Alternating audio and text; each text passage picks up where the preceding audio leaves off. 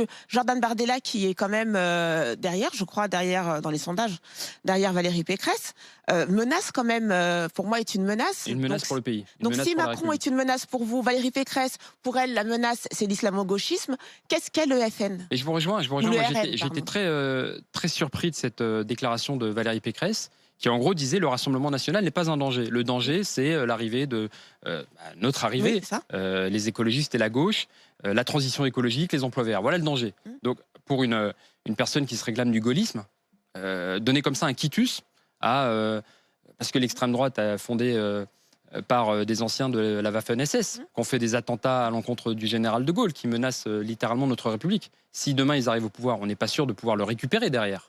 C'est ça l'enjeu du Rassemblement. Vous dites c'est une vraie menace pour la République, le Rassemblement national. Évidemment, moi je les combats. C'est-à-dire je fais le distinguo entre des adversaires, des compétiteurs, des adversaires, des concurrents, des concurrentes, et puis un ennemi de la République, le Rassemblement national. D'ailleurs, vous voyez, on a beaucoup parlé de la fiche des boomers, très bien, bon, ok, peut-être un peu beaucoup. Mais la même semaine, vous aviez une tribune de militaires, dont certains en retraite, d'autres dans l'active, qui appelait à l'insurrection, qui appelait à la guerre civile. On en a beaucoup parlé aussi. Oui, bah, fort heureusement, parce que ça, c'est un vrai danger. Vous voyez, on présente. Alors, il y a des polémiques tout le temps, chaque semaine, des fois 2 fois par semaine, des polémiques sur les écologistes. Bon, ok, moi je réponds. Mais le danger pour la République, c'est soutenir le vélo. Vous voyez, vous avez raison. Vous avez absolument raison. Le Rassemblement national est un danger pour le pays. Relativement tranquille, je trouve, par les déclarations des uns et des autres. Pas de notre part. Vous êtes beaucoup sur Macron, et ce que je peux comprendre. Hein. Non, moi je suis sur les élections régionales. Et beaucoup sur l'islamo-gauchisme et la gauche. Excusez-moi, Emmanuel Macron est au pouvoir et on ne peut pas dire que son bilan soit très bon pour le pays, ni sur la liberté, ni sur l'égalité, ni sur la fraternité. Donc c'est un mauvais bilan pour un président de la République, il faut le dire. Écologistes, mais est-ce que vous ne les cherchez pas un peu? Parce qu'il y a eu quand même une succession de déclarations, de décisions. Parfois, alors, on se dit, est-ce que c'est l'amateurisme ou est-ce que ça reflète une vraie idéologie? L'histoire de Strasbourg et la mosquée turque, l'histoire de la maire de Poitiers qui veut que les enfants ne rêvent plus d'aviation. Alors, tout ne se vaut pas, mais il y a une accumulation je vous remercie, de choses et de déclarations. Si vous votez pour les écologistes, effectivement, vous ne soyez pas surpris à ce qu'on réduise les subventions aux loisirs motorisés. Oui, mais évidemment.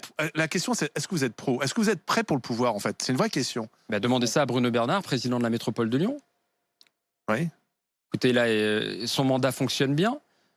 À partir de juin, promesse tenue, l'engagement sur l'accès des 18-25 ans au RSA. Alors, ils appellent ça un revenu jeunesse garanti, mais c'est le RSA pour les moins de 25 ans. Vous voyez, c'est très concret.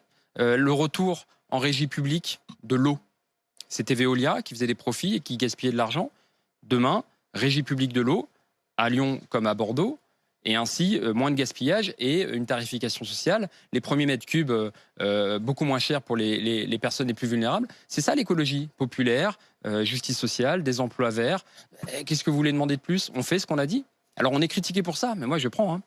Charles Consigny. Je prends un exemple, cette histoire du RSA pour les moins de 25 ans. J'ai vu ce dimanche que le candidat Laurent Saint-Martin le proposait pour la région. Le candidat En Marche pour la région Île-de-France.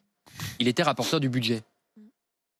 Vous aviez un ensemble de syndicats étudiants et lycéens et de forces de gauche et écologistes qui disaient « Faisons enfin le RSA pour les moins de 25 ans ». C'est une discrimination qui n'est pas justifiable aujourd'hui.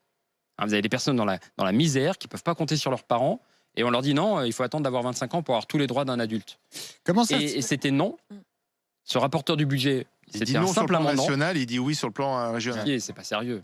Comment ça se fait que vous n'ayez pas présenté un seul candidat pour la gauche, puisqu'on voit bien que c'est vos difficultés là en Ile-de-France? Il y a Clémentine Autain, Audrey Pulvar et vous. Voilà, ce sera vos difficultés en 2022 si ça continue comme ça. Audrey Pulvar fait de la vie générale une campagne hésitante. Clémentine Autain est une très bonne candidate, je trouve.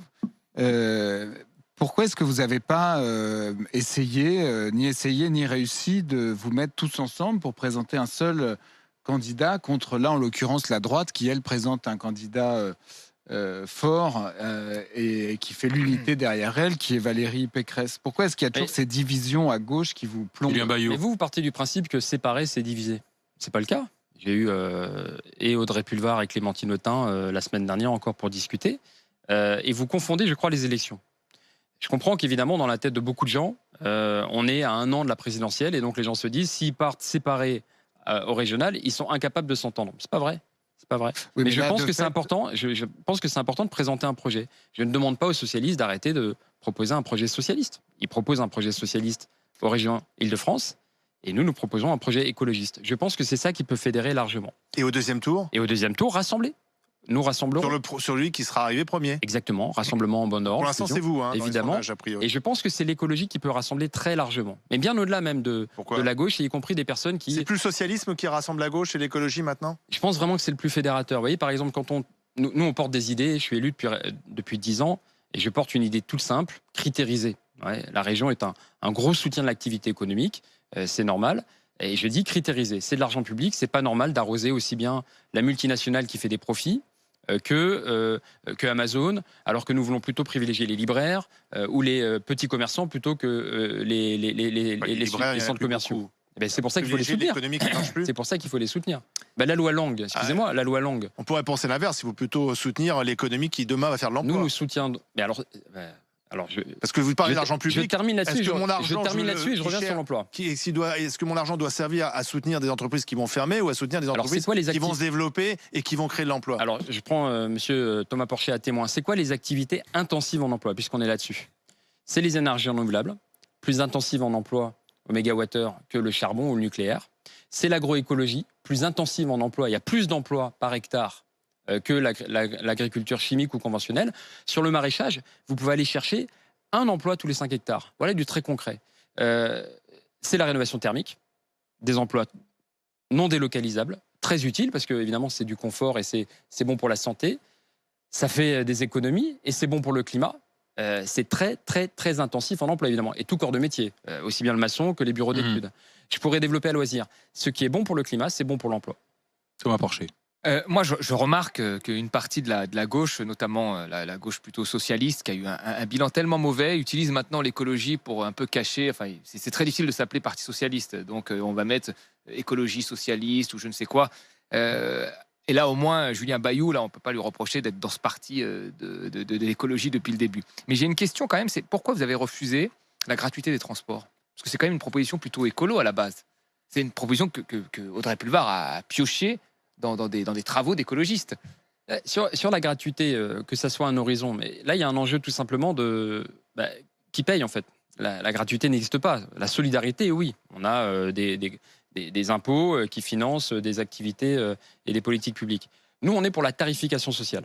En gros, la gratuité pour les mineurs, il y a des trous dans la raquette. Les services civiques, par exemple, payent plein pot parce que c'est pas des salariés. Les salariés, ils ont la réduction de la moitié, en fait, la moitié qui est payée par les entreprises, et les services civiques, non. Il y a des retraités qui n'ont pas accès au demi-tarif, donc il faut pouvoir faire cette tarification sociale. Tout le monde a mais il y a tellement d'investissements nécessaires. Voilà. En fait, l'enjeu aujourd'hui, c'est toujours les quand mêmes vous discutez qui sur les, quand vous discutez sur les qui travaillent. oui, et quand vous discutez sur les transports publics, l'enjeu c'est la ponctualité. L'enjeu c'est la fiabilité. Vous voyez, le RERB, le D. Moi, j'avais rencontré une étudiante, Laura, qui a raté son examen à cause du RERD. Bon, ça c'est très concret. Enfin, vous voyez, quand c'est gratuit mais que vous n'avez pas de RER, ça ne vous change pas tellement la vie. Il y a des inégalités territoriales manifestes. Je discutais avec des employeurs qui, à mots couverts, vous disent qu'à compétences égales, ils prennent la personne qui n'est pas sur le RERB parce qu'elle arrive en retard et ça complique la vie. Donc même en termes d'attractivité pour l'activité économique, on a besoin d'investir, de rattraper le retard que Valérie Pécresse n'a pas investi clairement dans le rattrapage, dans les transports du quotidien, dans le développement des bus. Il n'y a pas trop de monde sur l'Île-de-France, 12 millions de personnes, c'est pas devenu invivable tout simplement. Il ne faut pas mieux répartir sur le territoire. Alors je sais que ce n'est pas une compétence régionale. Il n'y a pas une autre réflexion à avoir aujourd'hui. Oui, c'est complètement déséquilibré. Ouais, c'est pour ça que nous, on est pour le polycentrisme. Aujourd'hui, tout est concentré sur la petite couronne. Paris, c'est 1% du territoire géographique. 1% de l'Île-de-France.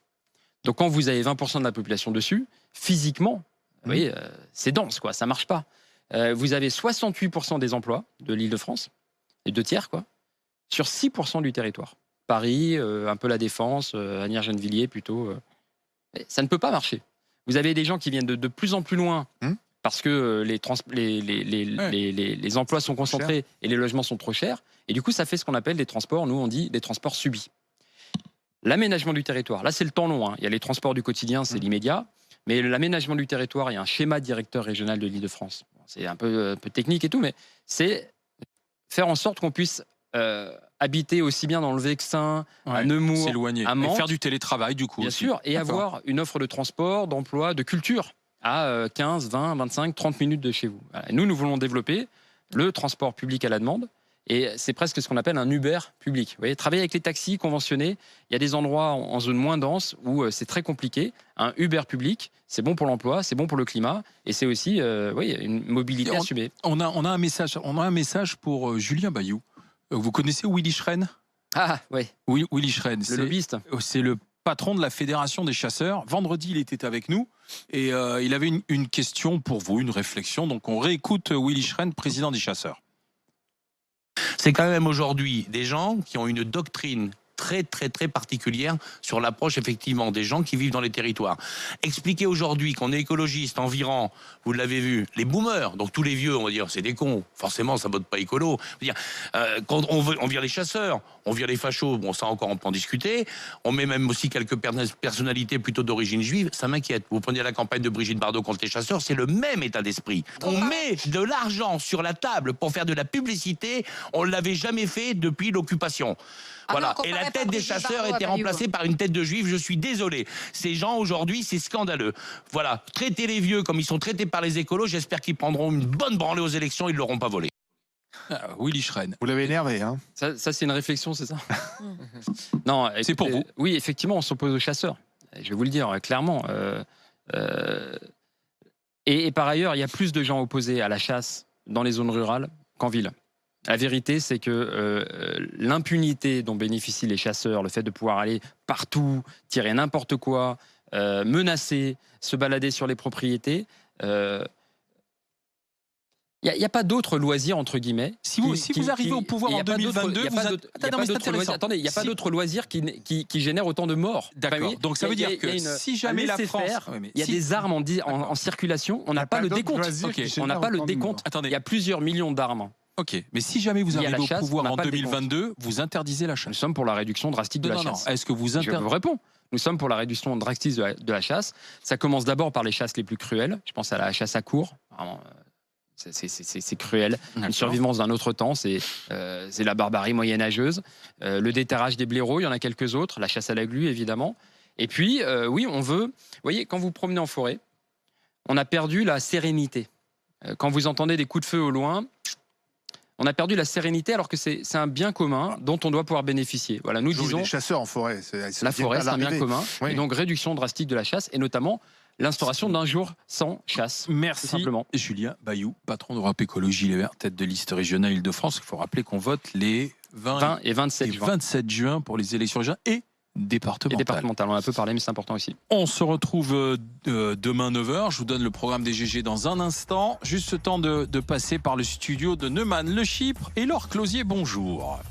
Bonjour les grandes gueules, on va parler de la délinquance des mineurs. Il y a des députés de la majorité qui font une proposition de loi, engager la responsabilité pénale des parents. Alors est-ce que c'est une bonne ou une mauvaise idée? Pour Emmanuel Le Chypre, bonne, c'est un moyen de les responsabiliser. Pour Laurent Neumann, mauvaise, le concours l'épine de la fausse bonne idée continue. On vous attend au 32-16. Neumann Le Chypre, c'est tout de suite. Sur RMC Story, nous on se retrouve demain avec l'avocat Marianne Soubré, Gilles William Golnadel, le médecin généraliste de Haute-Garonne, Jérôme Marty.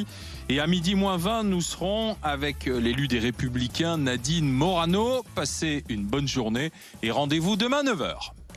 RMC. Alain Marchal, Olivier Truchot. Les grandes...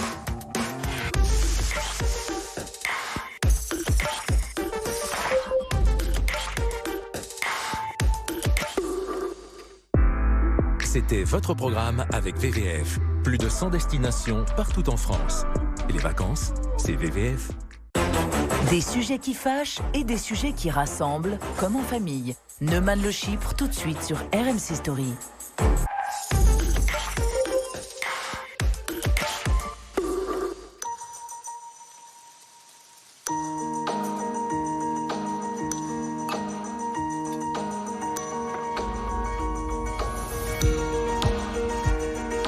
Pour se faire une place dans tous vos espaces, nos nouvelles cuisines Delinia s'adaptent au centimètre près.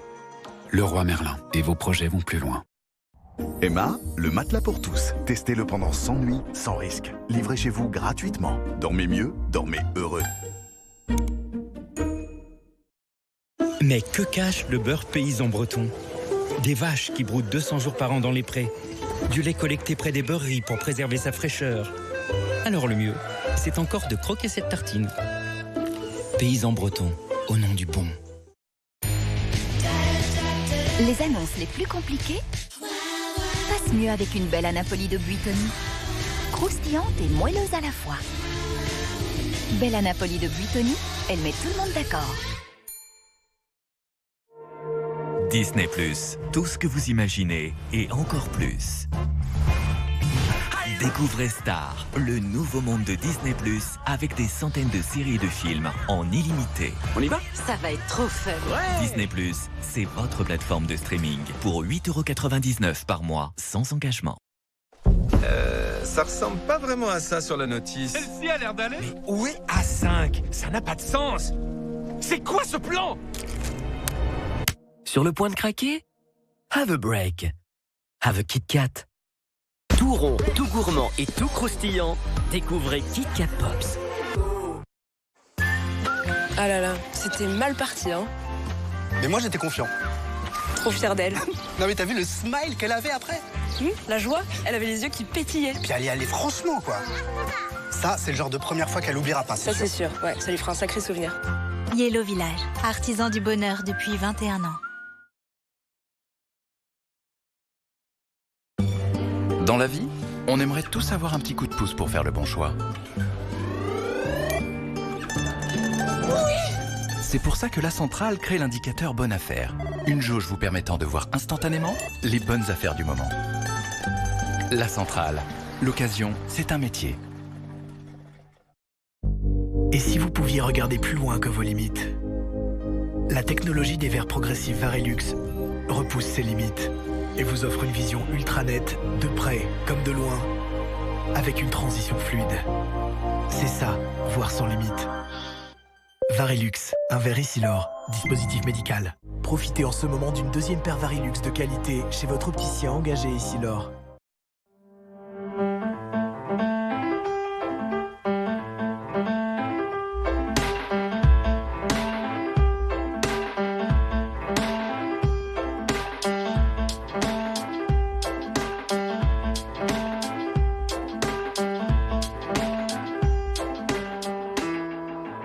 Avec la box fibre de SFR Business, développez l'activité de votre entreprise et boostez votre business. Appelez le 1030.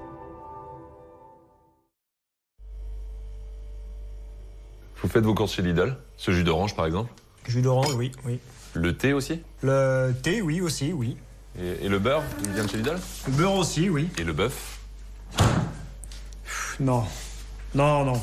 Pas le bœuf. Vous achetez pas votre bœuf chez Lidl? Ben non, le bœuf, c'est moi qui le revends. Allez, fais, viens. Chez Lidl, 100% de la viande bovine est française. Lidl, le vrai prix des bonnes choses. Vous avez le droit de vouloir une épilation efficace.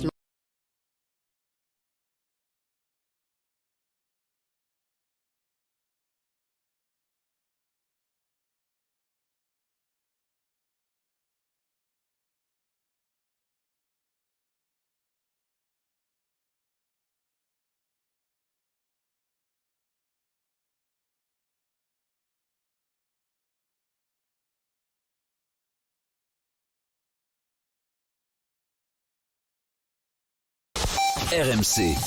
Neumann le Chip dans un instant sur RMC Story. On est ensemble jusqu'à 15h. Ce week-end, une histoire terrible entre adolescents a encore marqué l'actualité avec le meurtre d'une jeune étudiante de 17 ans à Ivry, poignardée par un garçon de 14 ans.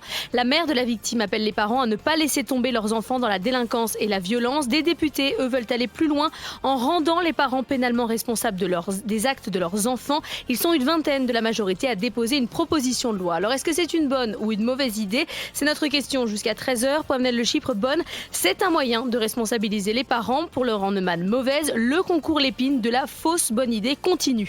Et vous, on vous attend au 32-16, mais pour l'instant, il est midi.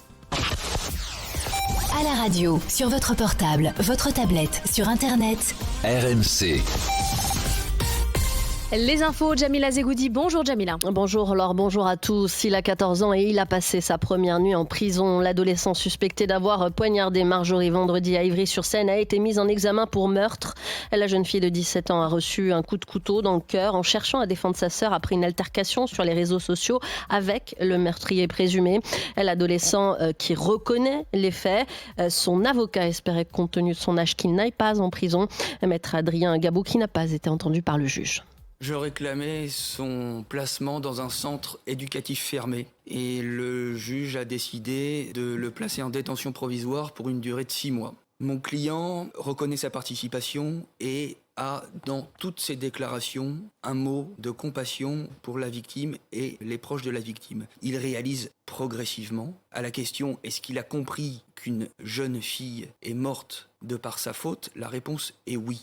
Est-ce qu'il apprécie l'entière portée de son acte? Oui, avec ceci de particulier, qu'il apporte des mots qui sont ceux d'un jeune de 14 ans et qui forcément ne sont pas les mots d'un adulte. Et une marche blanche est prévue samedi à la mémoire de la victime. Les suites de l'enquête autour du meurtre du policier d'Avignon. Une troisième personne, le logeur du meurtrier présumé, a été mise en examen et écroué. Il est poursuivi pour recel de malfaiteurs.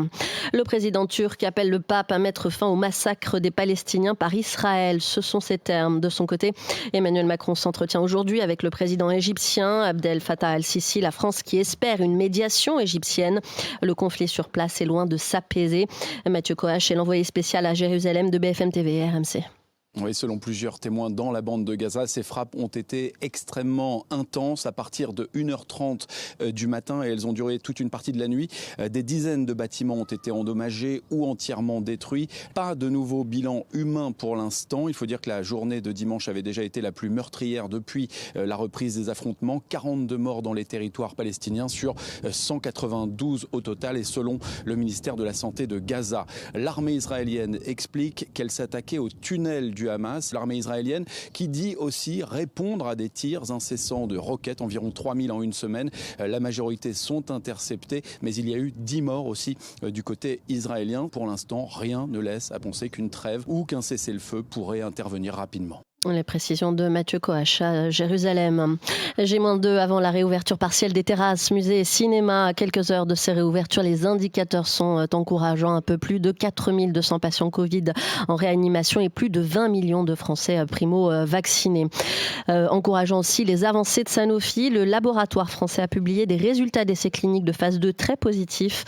Un vaccin français pourrait enfin être commercialisé à la fin de l'année.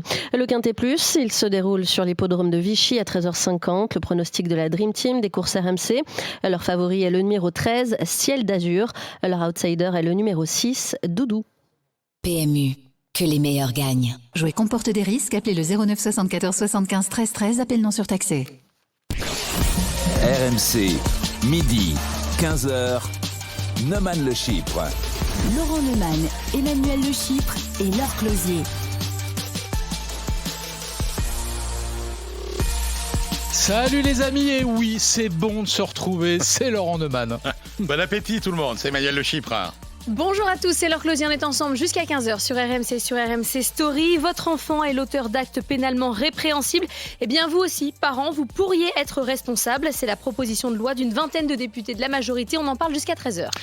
Baisse de la démographie, de la natalité française. Et que propose François Bayrou ? Deux solutions. Ou vous faites des bébés, ou alors vous faites appel à l'immigration. Alors question, faut-il accueillir plus d'immigrés pour faire face à la baisse de la natalité, ça pour le coup, c'est un vrai débat. On vous attend au 32-16 évidemment, votre avis et vos témoignages aussi. À 12h50, on va jouer au C'est quoi ça, notre jeu sur l'actualité. Pour jouer et gagner, jouer avec Laurent ou avec Emmanuel, vous envoyez quoi ? J'ai oublié, je suis partie trop longtemps. Je par SMS au 732-16. Aujourd'hui, un cadeau exceptionnel et toute la semaine à gagner, des écouteurs haut de gamme Sennheiser, des écouteurs d'une valeur de 250 €. Bonne chance. C'est un beau cadeau. Tout à l'heure.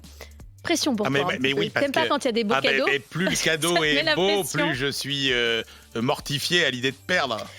On va parler de toute autre chose maintenant. Un drame terrible entre adolescents s'est déroulé ce week-end à Ivry. Une jeune étudiante a été poignardée par un adolescent de 14 ans. Sa mère, dévastée, a appelé les parents à se responsabiliser face à la dérive de leurs enfants. On l'écoute. Ce que je ne comprends pas, Et ce que je ne supporte plus, c'est pourquoi certains enfants, certains parents ont baissé les bras. Ce n'est pas normal que des parents laissent traîner leurs enfants dans les cités. Ce n'est pas normal que des enfants soient armés au jour d'aujourd'hui. Qu'un enfant vienne tuer un autre enfant. Ce n'est pas normal que la justice ne fait rien pour établir les choses. Ce n'est pas normal que les parents baissent les bras aussi facilement. En 40 ans, le nombre de mineurs mis en cause dans des affaires pénales en France a augmenté de 150%. Alors face à cette explosion, une vingtaine de députés de la majorité proposent d'aller plus loin que la simple responsabilité civile des parents. François Jolivet porte une proposition de loi visant à rendre pénalement responsables les parents de mineurs auteurs d'infractions. Il était ce matin chez Apolline de Malherbe, on l'écoute. L'autorité parentale, en fait, elle s'exerce, c'est un ensemble de droits et de devoirs. On ne peut pas laisser les enfants abandonnés à la rue et aux mauvaises rencontres de la rue. Et vouloir les sanctionner et les enfermer, je crois que ce n'est pas la solution. Je pense qu'il faut plutôt faire en sorte que les parents fassent le job. Voilà, et prennent conscience de leur responsabilité. On ne peut pas avoir une société qui enferme sa jeunesse. Il faut plutôt adapter la société pour qu'elle ne les enferme pas et qu'elle ne les livre pas à la rue. Alors, en cas d'infraction des enfants, est-ce qu'il faut engager la responsabilité pénale des parents ? Pour toi, Emmanuel, c'est une bonne idée. Oui, c'est une bonne idée. Alors, il faut rappeler d'où on part. Aujourd'hui, il y a une espèce de mur infranchissable sur ce sujet. Aujourd'hui, n'est responsable pénalement en France que la personne qui commet les actes. C'est comme ça, c'est un des grands principes de notre droit. Donc, le modifier, ça serait effectivement un grand changement. Je note néanmoins que ce n'est pas une proposition nouvelle et que c'est une proposition qui se déplace sur l'échiquier politique. En 2000, c'était une proposition qui était très à droite. En 2010, Nicolas Sarkozy avait remis le sujet sur la table. Aujourd'hui, ce sont des députés de La République En Marche, donc je ne sais pas où Laurent place La République En Marche, enfin plutôt centre-gauche, on va dire, qui font cette moi j'aurais dit centre-droit. Oui, alors centre-droit. Je crois que les deux se valent. Mais plus centriste. Donc du coup, la proposition devient de plus en plus, politiquement neutre. Après, il faut quand même aussi regarder la réalité en face. C'est cette montée de la délinquance absolument préoccupante chez les plus jeunes. Donc on voit bien que les dispositifs à l'œuvre aujourd'hui ne fonctionnent plus.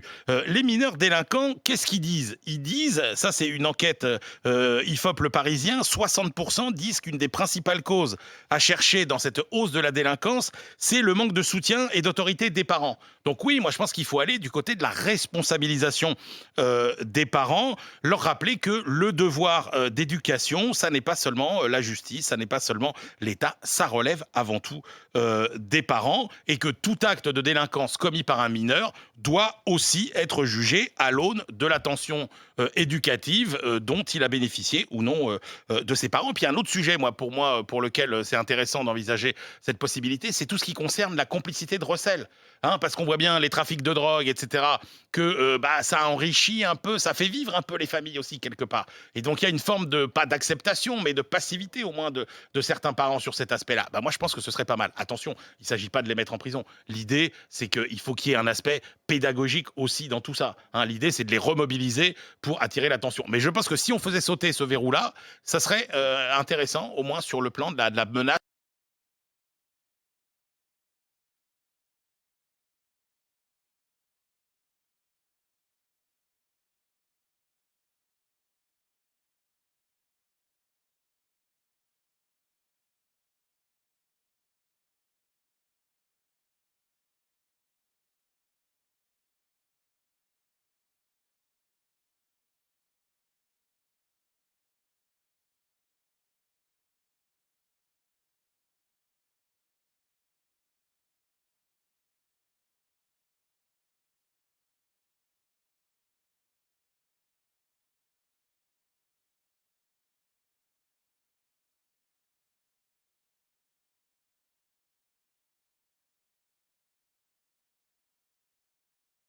Non, mais justement, j'allais te retourner la question. C'est une façon de les rendre responsables. Est-ce que ça a résolu la criminalité ou la délinquance des mineurs ? Pas du tout. Donc la question, elle n'est pas là. Et puis par ailleurs, je vous rappelle quand même, parce qu'on a tous un peu la mémoire courte, mais on vient de réformer la justice des mineurs au mois de février. On est au mois de mai, on recommence. C'est le concours Lépine de la fausse bonne idée. Alors il y a eu l'affaire Youri, vous vous souvenez, les batailles, la bataille de bande. Donc qu'est-ce qu'on a dit à ce moment-là? Il fallait trouver un truc. Abaissement de l'âge de la majorité pénale. Et puis après, il y a eu encore une autre affaire dans l'actualité. Qu'est-ce qu'on a dit? On va supprimer les allocs aux parents. Et puis, il y a encore 3 jours après, il y a une autre histoire. Donc, nouvelle idée, on va supprimer l'entrée gratuite à la bibliothèque, à la piscine, au gymnase, etc. Ce projet de loi n'a pas été déposé ce week-end. Hein. Bien sûr. Ensuite, il y a eu encore une autre idée. Et souviens-toi, ce sont des maires qui ont dit on supprime l'accès au HLM pour les parents dont les enfants ont fait des bêtises. Mais attends, mais c'est tous les jours qu'on invente un truc pareil. Et tu vois bien que ça n'est pas la solution. Donc la solution, elle passe par quoi? Qu'il y ait une responsabilité des parents, ça ne fait aucun doute, mais il faut essayer de comprendre pourquoi il y a la démission des parents. Il y a la démission des parents, famille monoparentale, famille au chômage, des parents qui partent à l'aube travailler et qui n'ont pas la possibilité de s'occuper des enfants toute la journée. Et donc tu vois des mineurs, oui, et c'est pas normal, qui errent dans les rues, y compris pendant les heures d'école, voire après le couvre-feu, même en ce moment. Donc effectivement, il y a un problème de l'autorité parentale des parents, mais c'est certainement pas en envoyant les parents en prison qu'on va régler le problème.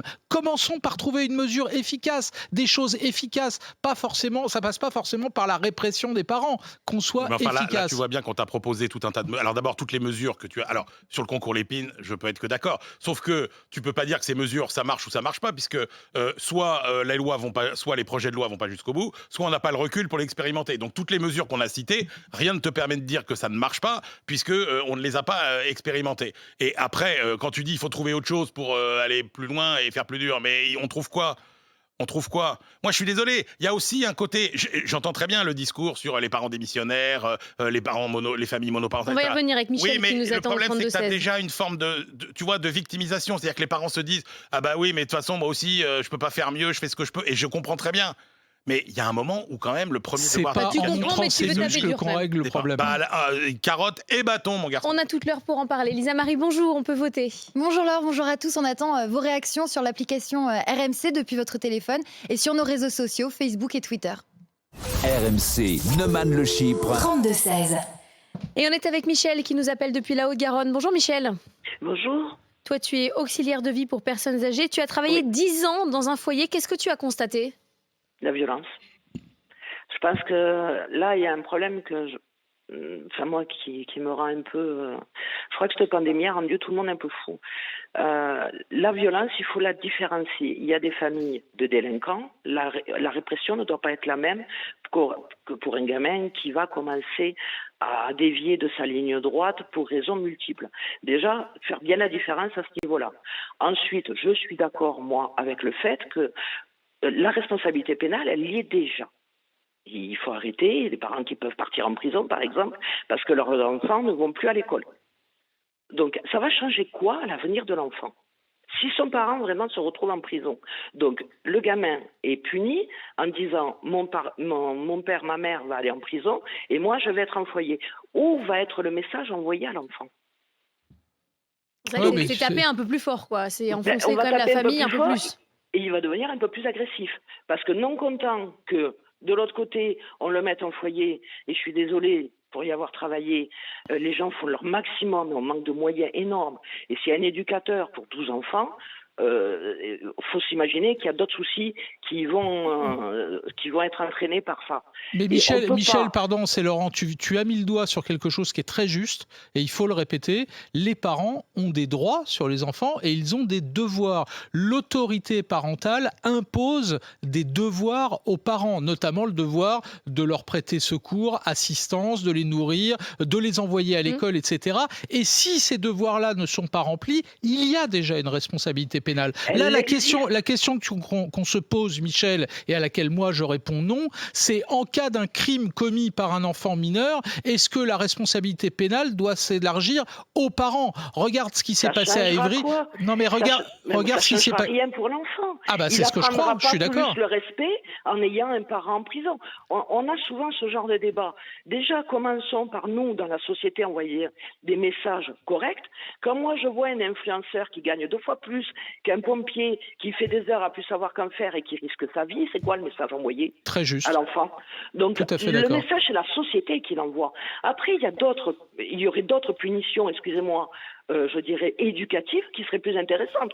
Au lieu de donner 15 jours d'intérêt travail général qui sert strictement à rien, où le gamin n'apprend rien, si par contre, pendant un an, alors je prends un exemple, il fait des rodéos sauvages, très bien, ben pendant un an, tu vas aller dans un centre de rééducation fonctionnelle et tu vas aller travailler comme bénévole. Et tu n'auras pas de congé, tu n'auras pas de congé d'été, tu n'auras pas de congé scolaire pendant que tu fais ta scolarité. Mais on va reparler parce qu'il fera moins de caïds dans sa cité et de l'autre côté, il sera occupé. Plus Donc plus la pédagogie de la peine. Exactement, parce que là, il va se rendre compte de ce que ça peut être derrière.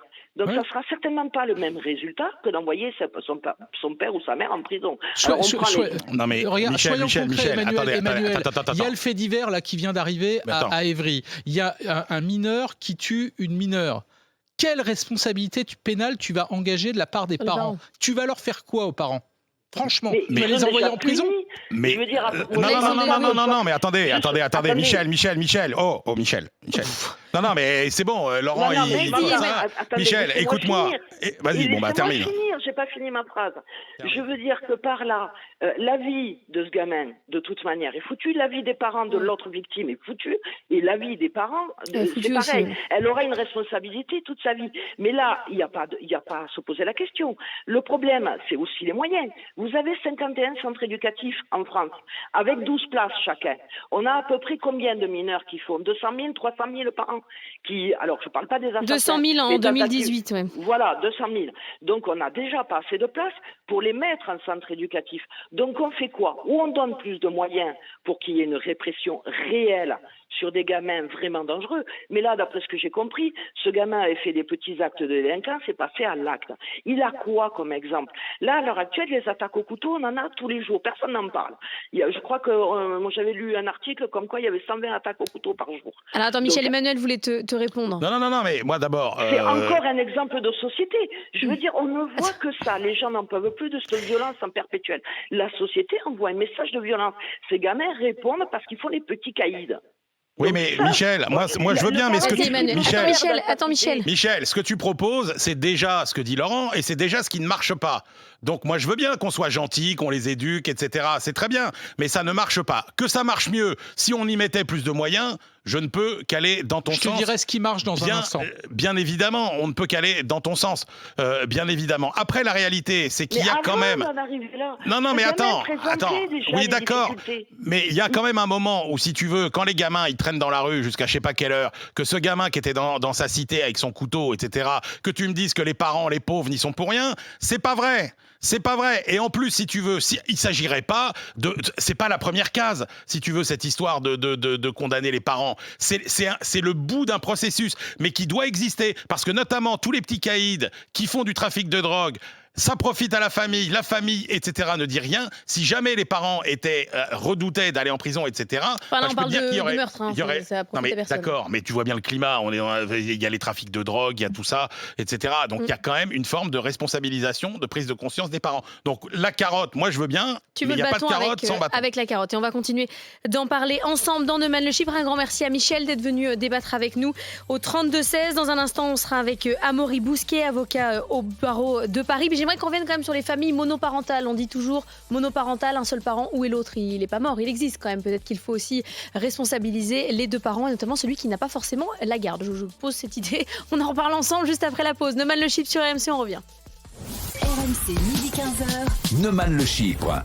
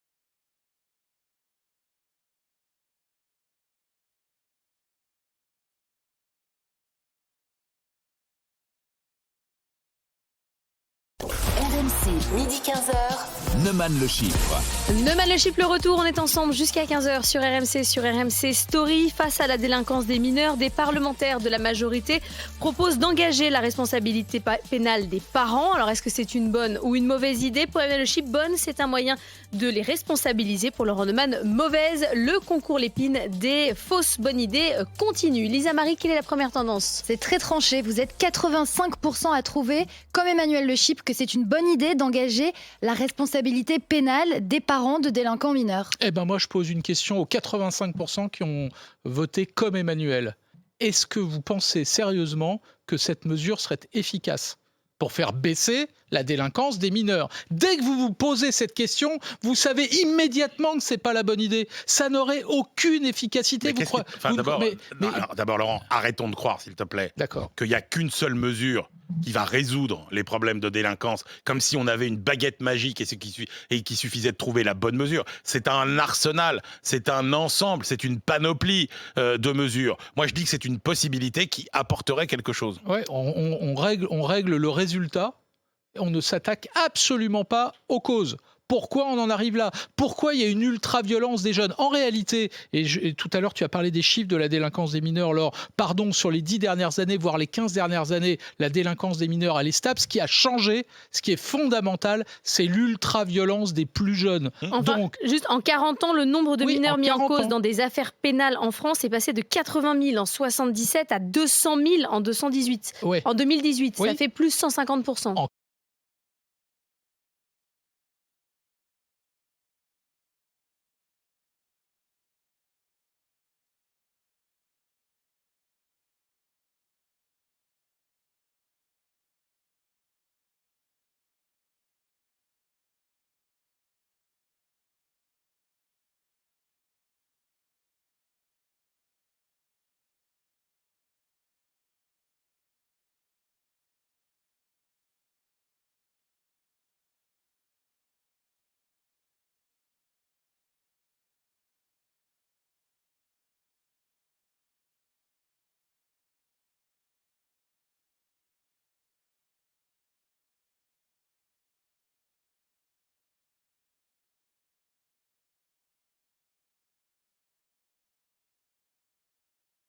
avait également fait cette proposition en 2010 dans son discours de Grenoble. Et enfin, on a déjà dans le code pénal, à l'article 227-17, une disposition qui permet de punir les parents en cas de défaillance grave lorsqu'elles sont de nature à compromettre l'éducation ou la moralité de leur enfant. Absolument. Donc, alors, de les punir de quelle manière? Ils sont punis de 2 ans de prison. C'est une disposition qui punit les parents en cas de défaillance grave de 2 ans de prison. Ça existe depuis 1994 et depuis le code pénal actuel. Et je pense que, comme souvent en droit pénal, il faut se garder de chercher à réinventer la roue. Les lois existent, les lois sont pléthoriques, elles sont suffisamment complètes et suffisamment précises pour poursuivre et réprimer à peu près tout ce qu'on veut. Quand on dit défaillance grave, qu'est-ce qu'on met derrière? J'ai pas la jurisprudence sous les yeux, mais c'est un texte qui, en pratique, est assez peu appliqué. Je crois qu'on a une vingtaine ou une cinquantaine de condamnations par an, ce qui est très peu comparé aux centaines de milliers de procédures qui passent devant les tribunaux correctionnels chaque année. Mais la disposition existe et il faudra peut-être l'appliquer. Par exemple, si tu ne nourris pas ton enfant, si tu ne fais pas en sorte qu'il aille à l'école tous les jours, dans un pays où l'école, heureusement, est obligatoire. C'est une défaillance. C'est une défaillance de l'autorité parentale, du rôle des parents, et c'est déjà puni pénalement. Mais là, c'est pas ça le sujet. La question qui est posée par ces parlementaires, et Maître Bousquet a raison de rappeler que tu l'as dit toi-même tout à l'heure, Emmanuel, que ça avait déjà fait l'objet de propositions de loi par le passé. Là, il s'agit de dire, est-ce que par complicité, les parents sont responsables à part égale d'un crime commis par un enfant mineur qui vit sous son toit. Et là, pour le coup, c'est un changement complet de relation au droit. L'article 121, on peut pas être puni pour des faits que d'autres ont commis. Voilà. Oui, je complète, je suis entièrement d'accord avec ce que vous venez de dire. Je complète, en droit pénal, depuis la Révolution et depuis les Lumières, on a un principe fondamental, un principe cardinal, qui est celui de responsabilité personnelle de ses actes, qui veut qu'on ne réponde devant un tribunal pénal que de ses propres actes. Concrètement, on ne va pas en prison pour l'infraction, le délit commis par quelqu'un d'autre. On a de très strictes exceptions, mais ça ne me paraît pas opportun. Deuxièmement, pardon, je termine juste mon explication. Deuxièmement, la complicité suppose de démontrer l'intention du complice, l'intention de s'associer à l'infraction. En pratique, cette preuve est très compliquée à rapporter. Emmanuel. Non, moi, d'abord, si on part du principe qu'effectivement, les mineurs ont droit à une justice qui prend en compte effectivement tout un tas de facteurs destinés en partie à les protéger, moi je pense que se poser la question de l'attention éducative que les parents leur ont portée, ça me semble pas être une absurdité. Ça me semble pas être une absurdité. Article 127, alors, faut bien entendre que ça existe. Mais maître, est-ce que ça vous interpelle pas quand même que des mesures qui auraient pu paraître, des propositions de loi qui auraient pu paraître assez réactionnaires venant de droite, assez dures en 2000 et puis un peu moins dures en 2010, et qu'aujourd'hui on ait des propositions qui se banalisent politiquement parce qu'elles viennent du centre, voire du centre-gauche, ça vous interpelle pas en matière de ce que ça dit sur l'évolution de l'idée? Ça m'interpelle bien sûr. Après, je ne fais pas de politique, je fais du droit. On a adopté en février 2021, il y a quelques semaines à peine, un nouveau code de la justice pénale des mineurs. Non, mais ça c'est vrai. Laisser le temps aux juridictions de mettre en œuvre ces nouvelles dispositions avant de proposer sans cesse de nouvelles Et justement, dispositions quand vous voyez qu'à chaque fait divers, on fait une nouvelle proposition de loi, à chaque fois que vous voyez un fait, vous vous dites tiens, qu'est-ce qu'on va pouvoir inventer cette fois-ci ? Oui, c'est la martingale politique à chaque fois. C'est dommage. Il faudrait appliquer les lois qui existent déjà avant de songer à en inventer de nouvelles. Mais c'est pas nouveau. C'est comme ça depuis longtemps. C'est ce que j'appelle le concours Lépine. Voilà, c'est le concours Lépine de la fausse bonne idée. À chaque fois que tu as un fait divers... Alors là, il faut rendre grâce à ce groupe de parlementaires de la majorité qui fait cette proposition de loi. Ils l'ont fait avant le fait divers dont on parle aujourd'hui à Évry. Mais des histoires comme celle d'Évry, il y en a eu plein. Il y a eu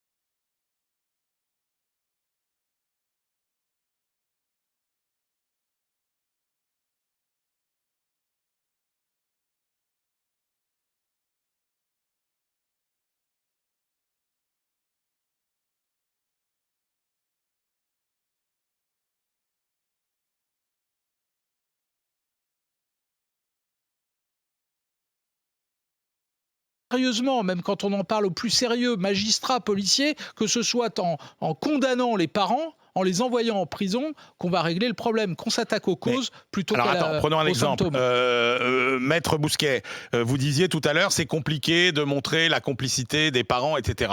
Dans le cas de gamins qui sont pris dans des trafics de drogue et qui sont ultra violents parce qu'ils baignent dans un trafic de drogue dont la rémunération profite quelque part à la famille entière, et on en connaît des cas comme ça.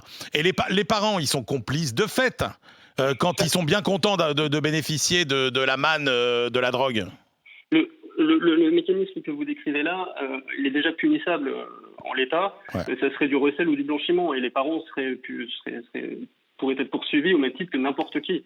Là, on parle de complicité, c'est-à-dire l'aide ou l'assistance apportée à l'auteur, donc à l'enfant, par le parent, en vue que de la commission de l'infraction par l'enfant. C'est très compliqué. Il faudrait que le parent ait conscience que son enfant envisage ou projette de commettre une infraction et qu'il lui donne des instruments ou des moyens pour commettre cette infraction. J'imagine que ce sont des cas très marginaux quand même. Je prends l'exemple d'un gamin qui va aller brûler des voitures. Bon, pour que les parents soient responsables, il faudrait faire la démonstration... Que c'est eux qui ont acheté l'essence. Ou qu'ils ont participé à la commission du délit. D'accord ? Sinon, si on n'arrive pas à faire cette démonstration-là, les parents, de toute façon, sont solidairement responsables des dommages causés, mais sur le plan civil. Donc, s'il est admis que l'enfant a bien commis cet acte, les parents seront appelés en responsabilité à rembourser le prix de la voiture, à payer le propriétaire, etc., etc. Donc, il y a déjà une forme de responsabilisation des parents. Mais si ce gamin, c'est la 10e fois qu'il fait un incendie et qu'il mérite une peine de prison, à quoi ça sert d'envoyer les parents en prison ? Sérieusement, en quoi ça règle le problème ? Zéro, c'est pas une réponse. Enfin, c'est mon avis. Merci beaucoup, Amaury. Oui, allez-y. J'ajoute deux petits éléments sur ce que vous venez de dire. Sur le plan du droit civil, effectivement, vous avez totalement raison. Les parents sont responsables de plein droit des actes commis par leurs enfants. C'est-à-dire sans qu'aucune faute de la part des parents ne soit à démontrer. Deuxièmement, et en guise de conclusion, je doute assez sérieusement qu'il suffise de contraindre de faire peur au moyen d'une nouvelle disposition pénale pour que tout à coup, certains parents se saisissent de leurs responsabilités. Les causes sont plus profondes, plus complexes. Ça ne me paraît pas opportun à nouveau. Et il faut regarder ce qui existe déjà dans le droit français avant de créer de nouveaux cadres juridiques. Merci beaucoup à Amaury Bousquet d'avoir été avec nous. Oui, Emmanuel. Non, et puis attention, ceux qui proposent cette loi disent pas que c'est l'alpha et l'oméga des décisions à prendre. Il y a quand même tout un processus où, encore une fois, l'idée c'est d'essayer de responsabiliser les parents. Non, mais attends. C'est l'aboutissement. C'est pas l'arme de dissuasion nucléaire qu'on sort tout de suite. Emmanuel, t'es pas naïf. Ça t'a pas échappé quand même que la majorité au pouvoir actuellement avait un petit problème politique avec les questions d'autorité et de délinquance et de criminalité. Je voudrais qu'on prenne Ludovic qui nous attend au 32-16 depuis un moment. Bonjour Ludovic. Bonjour. Tu nous appelles de Morlaix, tu es consultant en métier de bouche. Alors toi, tu voudrais être très drastique, tu voudrais une peine de prison pour le manque d'éducation. Alors, ça va même plus loin parce que peine de prison pour manque d'éducation pour les parents seuls ou parents divorcés. C'est-à-dire que si la peine de prison c'est 1 an et que les parents sont divorcés, c'est 6 mois chacun. Ferme. Mais ça ne s'arrête pas là. Pour les parents qui ont des revenus plus que corrects, saisie sur salaire pour dédommager les familles. Pour les parents qui n'ont pas les moyens, suppression des aides sociales. Qu'est-ce que tu mets dans manque d'éducation, toi, Ludovic ? Moi, ce que je mets dans le manque d'éducation... Alors, moi, je suis papa, j'ai 2 filles. Bon, voilà. Une de 15 ans, une de 8 ans. Aujourd'hui, alors je ne dis pas les services publics parce que ce n'est pas aux services publics à éduquer nos enfants. C'est à nous, en tant que parents. On est légalement responsable de nos enfants.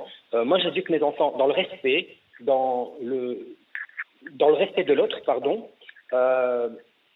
Ma mère m'a toujours dit que dire bonjour, merci, au revoir, ça n'a jamais tué personne. Oui, mais tu vois, tu vas pas envoyer les parents en prison parce que leurs enfants disent pas bonjour, merci, au revoir. Donc où est-ce que tu mets le curseur du manque d'éducation ? Alors, les gamins qui sont dans les rues à partir d'une certaine heure, c'est niette. Il n'y a pas question qu'un gamin à 22, 23, minuit, 1h, 2h du matin soit dans les rues. Moi, la mienne, elle a 15 ans. Je vous assure que des fois, elle aimerait bien aller sortir avec ses copines. À 20h30, 21h, elle est couchée parce que le lendemain, elle est à l'école. Dès qu'il y a un problème, une arrestation, tout de suite, les parents doivent agir. Et Ludovic, 2 choses. La saisie sur salaire, tu as cité cet exemple-là. Ça existe déjà dans le cadre de la responsabilité civile des parents. C'est pas appliqué. Ah, mais bien sûr que si. Quand la responsabilité de l'enfant est prévue, si, bien sûr, c'est prévu. Deuxième chose, tu as parlé de peine de prison en cas de défaillance d'éducation. C'est ce que nous disait l'avocat qui était avec nous il y a quelques instants. Article 127 du Code pénal, c'est prévu et c'est pas 1 an, c'est 2 ans de prison. 2 ans de prison. Donc c'est déjà, il faut appliquer la loi. Tout va bien en fait, c'est bien. Voilà, les lois sont là, tout est super, il n'y a rien à changer, il ne faut pas réfléchir. Mais ça t'a pas échappé que depuis 20 ans, on a durci le code pénal et que ça s'aggrave ? On va continuer d'en discuter ensemble. Merci beaucoup Ludovic d'avoir été avec nous. Dans un instant, on va également jouer au C'est quoi ça ? Notre jeu d'actualité aujourd'hui a gagné des écouteurs Sennheiser haut de gamme d'une valeur de 250 €. Emmanuel va tout donner si vous le prenez dans votre équipe pour gagner ces écouteurs. Neumann le chiffre, on revient, vous ne bougez pas sur RMC. RMC, Neumann le chiffre. C'est bon de se retrouver. RMC.fr et appli RMC. Tous les podcasts d'RMC, partout, tout le temps.